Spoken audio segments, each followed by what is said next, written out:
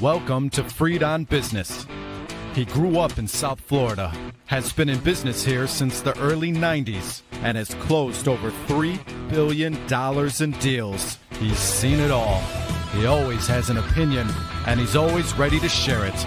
Informed, entertaining, and connected, he has his finger on the pulse of South Florida's business community. He's Jim Freed, and this is Freed on Business.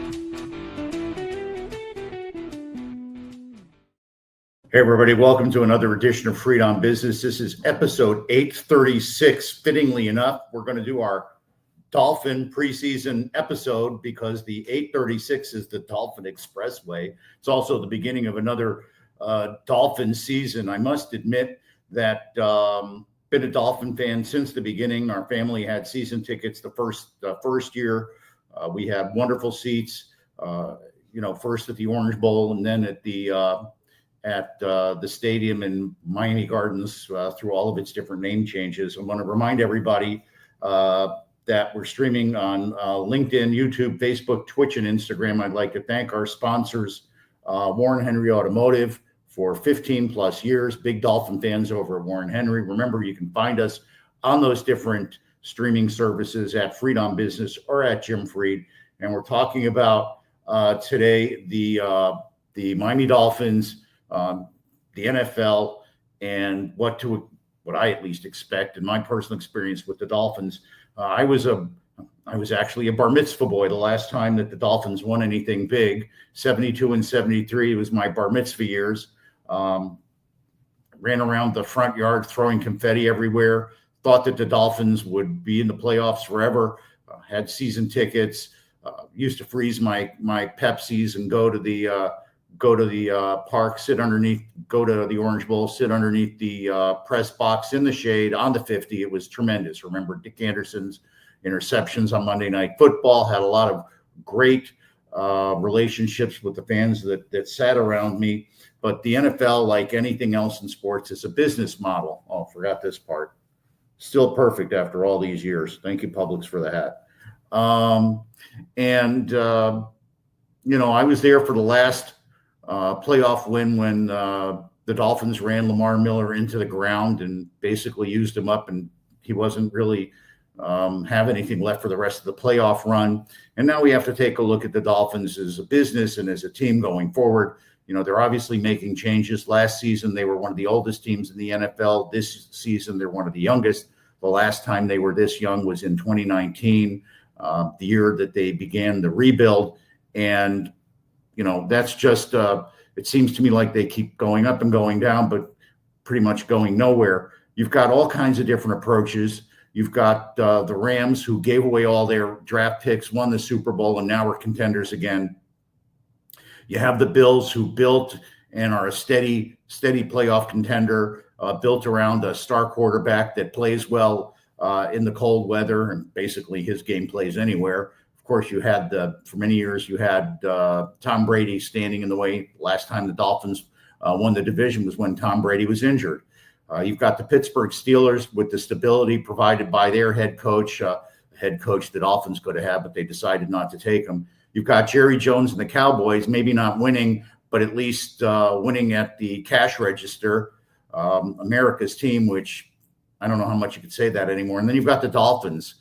Dolphins appear to follow the model of stability, but at the same time, they've made a bunch of bad bets and a bunch of bad choices, and it built, let's face it, not such a great team. I don't want to use the word, a bad team, because it's really in the NFL all about winning. And I've got to tell you that my friends and I have, a number of them have stopped going to the games. And now Sunday at the NFL, the Dolphins have gone from must watch to must tape, so I can do other things and watch them at my leisure, buzzing through the commercials and the really awful plays that sometimes just absolutely break my heart, as Hootie and the Blowfish would like to say. You gotta say that they have made some good calls. They let Wilkins walk and kept Seiler. Wilkins injured, having an injury problem, and now a contract problem with the Raiders that signed him away. We have Zach Seiler, pillar of the defense and a tremendous example for the young players. You've got Tyreek Hill, former number one player as per the players in the NFL now. Just a really terrific, talented guy. Has to have a comeback season, but no longer a captain. You got to set an example to be a captain. The bottom line is that you need to work your team. You need to make your team better. You need to build for the future. And the Dolphins team, like I said, they're on the precipice of another rebuild this season. They're playing now on Tua's big quarterback extension. They're paying him like a franchise quarterback, but this franchise quarterback hasn't won anything except the award for having the most concussions of a quarterback in a season. So let's see them keep Tua upright. Let's see them run the ball more effectively. I've always thought that the zone run block, that the zone blocking running scheme that they have, it worked so well for many years at Denver. Seemed like almost unstoppable. Denver, another example, went from absolutely terrible team to now having a great defense, hit on their quarterback, and now look where they are. So it's all about putting the pieces together. It's all, as Bill Parcells said, it's about buying the groceries, and buying the groceries includes having the right coach and the right staff. Dolphin staff just got embarrassed again, this time with their linebacker coach getting arrested for domestic violence. I mean, come on. You want to have character players. It starts with having character leadership in the coaching room. So take a risk, but take a calculated risk. Put your chips on the table, but put them in a place where you can at least have a chance to win. We picked Tua as our franchise quarterback. We tanked for Tua. Well, now we've got Tua. We're tied with him for another year or two. But after that, they'll be able to reset it and maybe cycle away from Tua and find themselves a real franchise quarterback, unless Tua can stay upright and lead them to the promised land. So I want to ask everybody to stay with us. I'll have my pick at the end of the show after the break. And remember, stay tuned for our final cookie. Miami Podcast Studios, it's all yours. Take it away. Shine away, Miami Podcast Studios.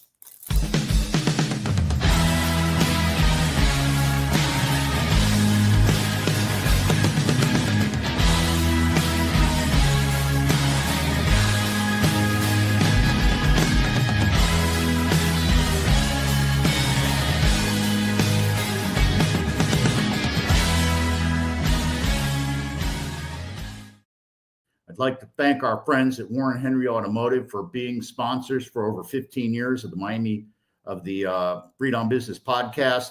Our friends at Warren Henry are big Dolphin supporters. They've got their gorgeous suite, been there with them in their suite. It's a great way to watch the game.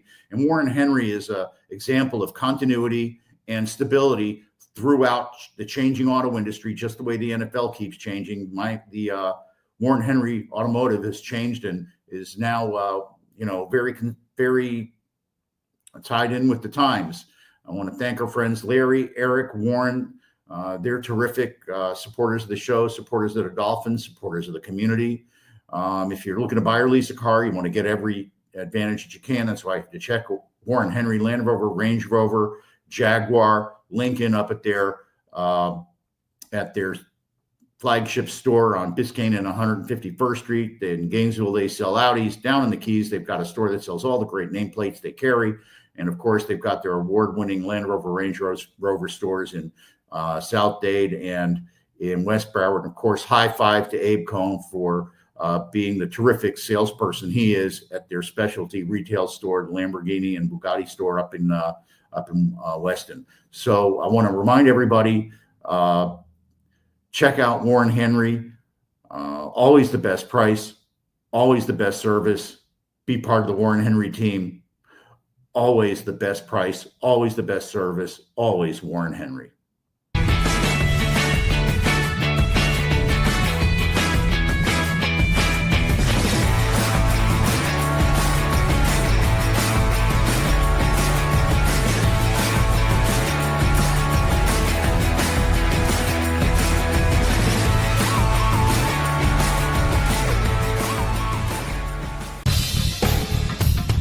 Welcome back to Freed on Business. Connect with us on LinkedIn, YouTube, Facebook, and Twitter at Jim Freed or at Freed on Business, and on Instagram at Jim Freed1. Now, back to your host, Jim Freed.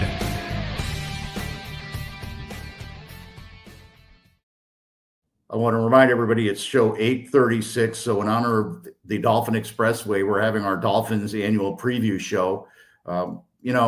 The Panthers recently came out and talked to the Dolphins. The Panthers, we did a show about the Panthers, and the Panthers, it all started to change when they brought in Bill Zito, their GM.